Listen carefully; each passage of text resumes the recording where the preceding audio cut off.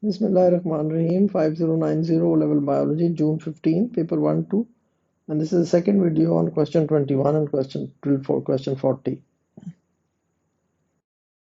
Well, the first thing to decide is positive change in life begins. Decisions that you are going to either do or stop doing. Are you going to stop doing watching Netflix or are you going to start studying? We are going to decide that.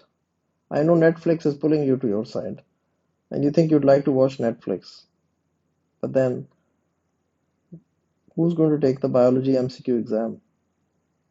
So do think about this. I didn't put it just like that. I want you to think about this as well.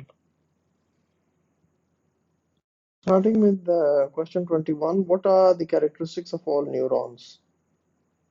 Carry information within the brain, stimulate muscles or glands, and transmit electrical impulses. You see, muscles and glands are only motor neurons, and carry information within the brain would be neurons.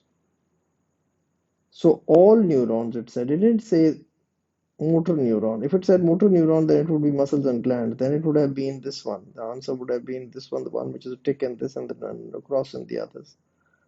So it is a cross in this and a cross because motor neurons, but it said all neurons, which meant sensory, relay, and motor neurons. And they transmit electrical impulses. So this one was the only one which was allowed that they transmit electrical impulses. That's all.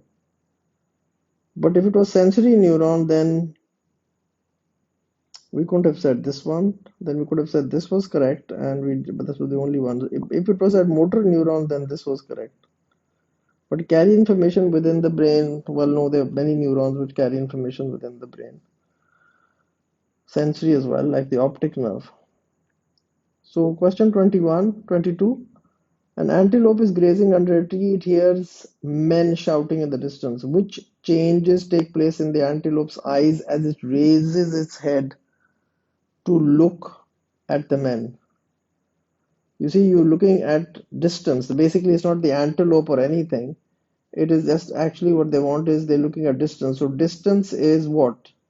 Less convex. If you remember mnemonic and my other DLC, distance less convex. And how does it less convex happen is because the ciliary bodies relax and the suspensory ligaments become taut, stretch. Taut word you must understand. It's an English word. Look it up in the dictionary. There's a biological dictionary, there's a normal dictionary which you all have in your phones. And the ciliary body relaxes, so it becomes a bigger circle. It pulls the lens, and the lens becomes less convex. So distant, less convex. These are the questions which you must know. These are the important theoretical stuff which you must know, and only then you can do these questions. There's no reading. There has to be just clear concepts of this chapter. 23. A patient complains to the doctor of an unexplained weight loss, severe thirst, and frequent need of urination. A test shows high levels of glucose in the urine. Nobody's glucose contains urine unless you have the disease called diabetes. Now, this again is a syllabus point. Which condition does the doctor diagnose? Yes, it got diabetes because glucose in the urine is not present in normal people. It's only present when there is no insulin being produced. Blood glucose level rises. Blood glucose level rises. So when it's filtered, the kidney is unable to reabsorb it all. Some of it is passed out in the urine. So that was the answer to that. Question 24. The diagram shows part of the elbow joint, and you can see here why are the muscles labeled X and Y described as antagonistic? X, you know, is the biceps, and Y is the triceps. So they have opposite effects on the same joint. Antagonistic means they both affect the same bone. That was wrong. They have the same bending effect on two different zones. No, they have opposite effects on different joints. No, it's the same joint. Biceps contracts, you bend the arm at the elbow. Triceps contracts, extends the arm at the elbow. So basically both are working at the elbow joint. So it is the same joint that they are working on. Now this is something which you had to know. We're not talking of different joints. We're talking of the same joint. Then question 25. The diagram shows the structure of the alveoli in the lungs of a normal person and a smoker with emphysema. You know emphysema is when weakened alveoli burst and there is less surface area for gas exchange. So less efficient gas exchange is going to happen because what has happened, you see, all these alveoli, which were individual alveoli, now what has happened? The all the weakened alveoli have burst, and now the surface area of gas exchange has greatly reduced.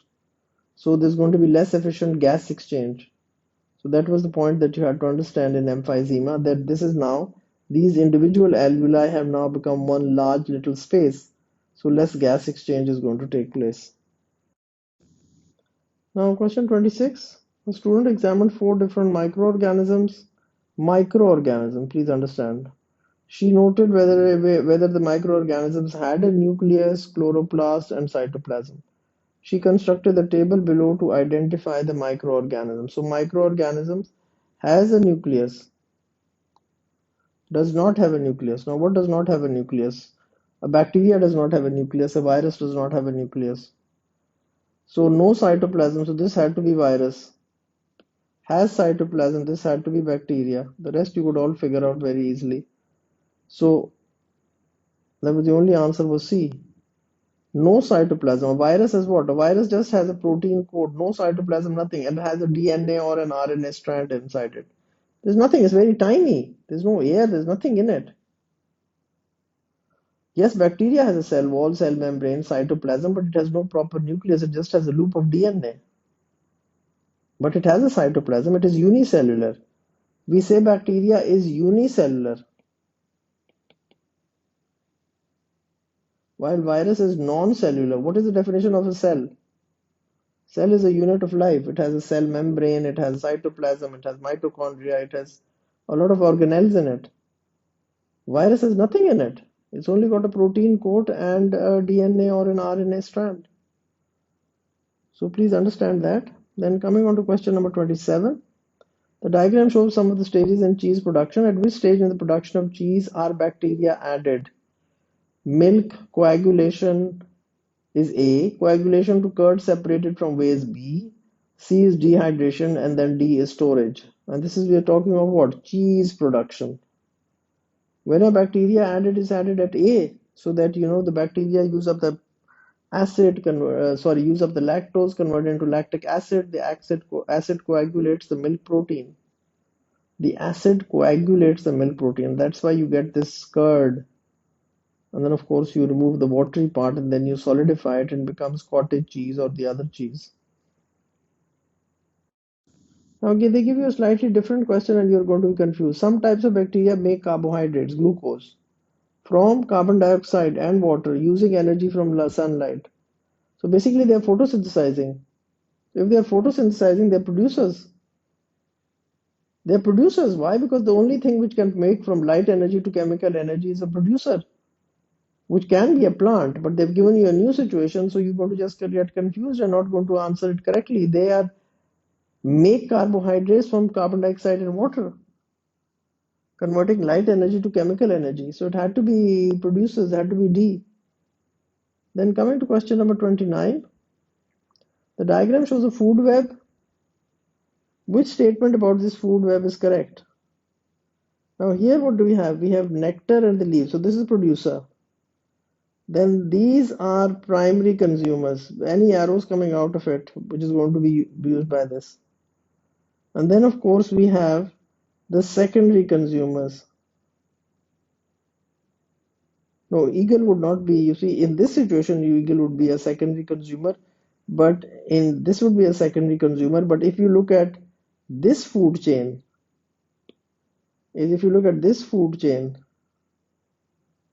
so then this is producer, primary consumer, secondary consumer, and tertiary consumer. So the small birds are carnivores. That was the answer. Others, of course, are all wrong. So this is how you have to figure this out, is that why would the small birds be carnivores? So they talked of the small birds. Eagles obtain their energy from fox. No, eagles obtain their energy from mouse. if the hummingbirds all die, caterpillars will have more food. No, caterpillars don't eat nectar. This is the leaves, they eat the other one. So this was wrong as well. And part of the food web is the food chain. Nectar, caterpillar. No, nectar, caterpillar, there's no arrow connecting it. And small birds. No, this is something which is not in the food chain. There was no such thing mentioned in the food chain. So this is how you've got to understand this question. Then coming on to question number 30. How do nitrogen fixing bacteria improve soil fertility? They use nitrogen gas of the air to make nitrogen containing compounds. Nitrates to nitrites, and this never happens. Nitrites to nitrates is nitrifying bacteria. They release nitrogen gas from nitrates. That's the denitrifying bacteria. Those are the bad ones. They're the enemies of farmers. It happens in waterlogged soils.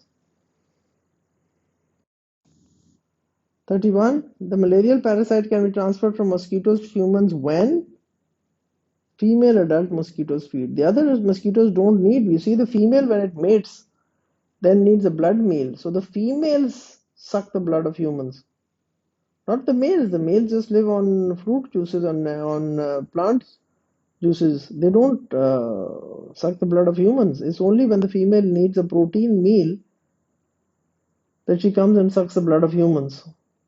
So female adult mosquitoes feed, not mosquito larvae, mosquito eggs. They're also in water. Larvae are also in the water.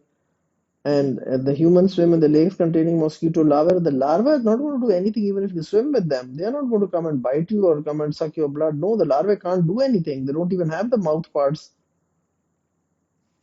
Then coming on to question number 32, which is again come in the exam report as well. Which row shows a cause and an effect of eutrophication? Cause of eutrophication is the release of sewage. And effect is anaerobic condition in ponds and streams. Why anaerobic conditions? Because you see, when sewage is discharged, it results in more algae.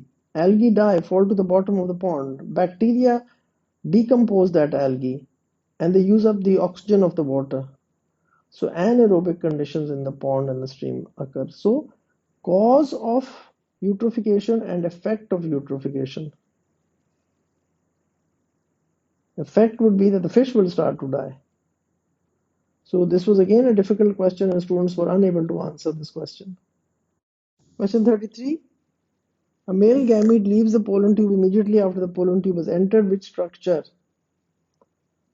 As it enters the ovule, the nucleus leaves the pollen tube and enters the ovule, and then it fertilizes with the female gamete cell and forms the diploid zygote. This has come in a lot of papers, and I'm sure everybody, if you know this part of the chapter, you will know it very clearly. So this is the stigma, and the pollen grain comes here, and here we have, let's make it another color. Here we've got the ovules, and you've got the female gamete here. So it says when the pollen tube grows, reaches here, inside this, what do we have? I'm going to use another color, the nucleus of the male gamete. So the male gamete nucleus travels, comes here. So a male gamete leaves the pollen tube immediately after the pollen tube has entered which structure? It enters the ovule, it leaves the pollen tube. So just a little bit of English which is confusing, otherwise it's something which you all must know. Then question 34, what is always essential for seeds to begin germinating? Now the three factors necessary for germination are temperature, water and oxygen. Not air. Temperature, water and oxygen. Carbon dioxide not needed, light not needed, mineral salts not needed. So temperature, water and oxygen. Then question 35. Which diseases can be cured with antibiotics? Lung cancer, no. HIV infection, no. Only syphilis, which is caused by a bacterium. Antibiotics only work in those diseases which are caused by a bacterium, and syphilis is the only disease. HIV is caused by a virus. Lung cancer is a mutation.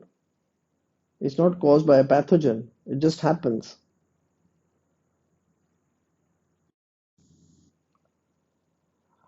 Question 36. The diagram shows some cells in the life cycle of an animal.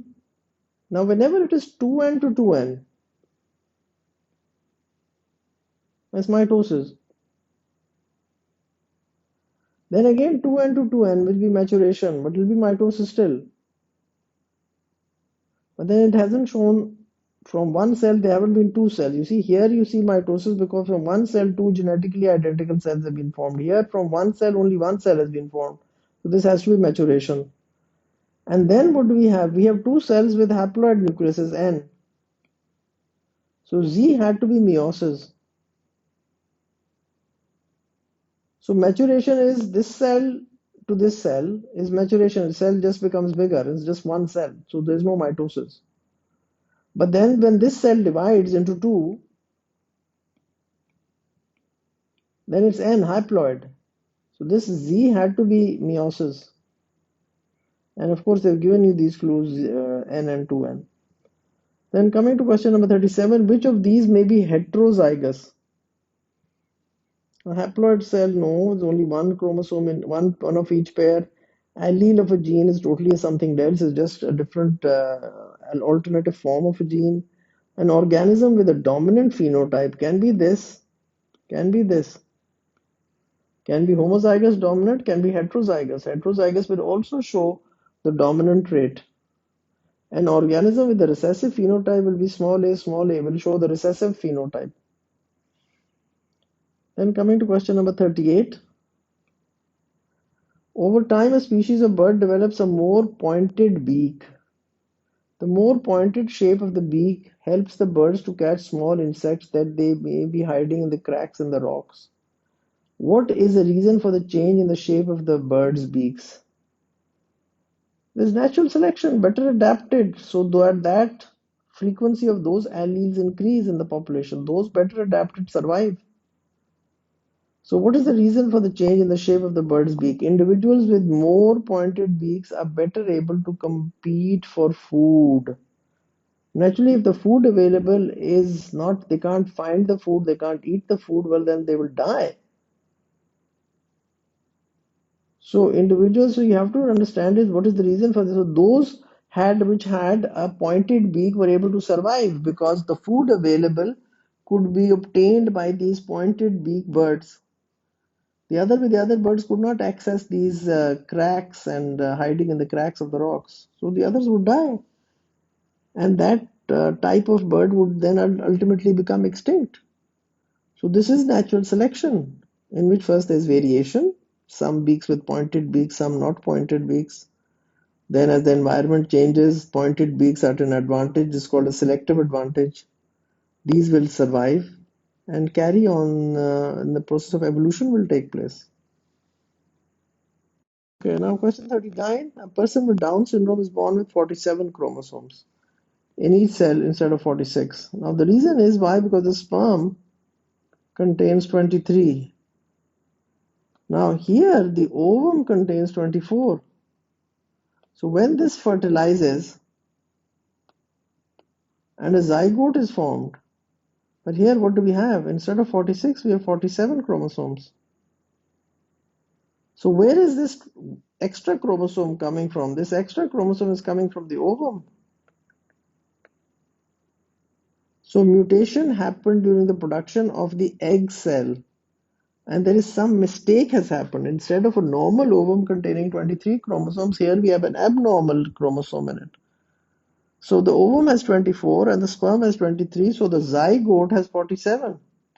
And the whole human being now, every cell of his body has 47 chromosomes because the zygote then divides by mitosis. And every cell of the body of that organism will have 47 chromosomes because the zygote is the beginning of every human being. And that information is carried on to every cell of the body of that person, whether it's a boy or a girl. And coming to the last question, bacteria can be genetically engineered to produce human insulin. Before this method was developed, the only insulin available was that from cattle or pigs. It was obtained from extracts of animal pancreas. Which statements about the two methods are correct? Difficult question. W. Large number of bacteria can be cultured in a small space. X. Bacteria reproduce very quickly and make insulin quickly. Why people sometimes develop diseases from insulin taken from cows or pigs? Well, how could that happen? Cows or pigs may have a slightly different insulin than human insulin. So they could develop some sort of an allergy to it, or they could develop we could pass on some diseases which we didn't know, which we've been doing, because it used to contain a prion protein which caused mad cow disease, and we were giving that to humans. Z, the insulin produced in bacteria is not the same as that produced in the human pancreas. So, which statements about the two methods are correct? Z was the only one which was wrong. Why? Because the insulin, what we do is we put in a human gene. We put the human gene from human cells and put it into the bacteria. So it's actually going to take make in human insulin. But previously, what we used to do, we used to take cow's insulin or pig's insulin and inject it into people. Well, that was not exactly the same as human insulin. Yes, the cows and pigs are similar. They had a similar sort of an insulin, but not exactly the same. So W, X, and Y were correct. The rest were this Z was wrong. Difficult question, but then you have to read it and you have to be very clear about it. What is genetically engineered bacteria? So this is all what how you have to do it. Now that finishes this paper, and I hope and pray that this has been a helpful exercise and you're all benefiting from this. Please do leave your comments and let me know how I can improve my videos. And thank you very much once again. Best of luck.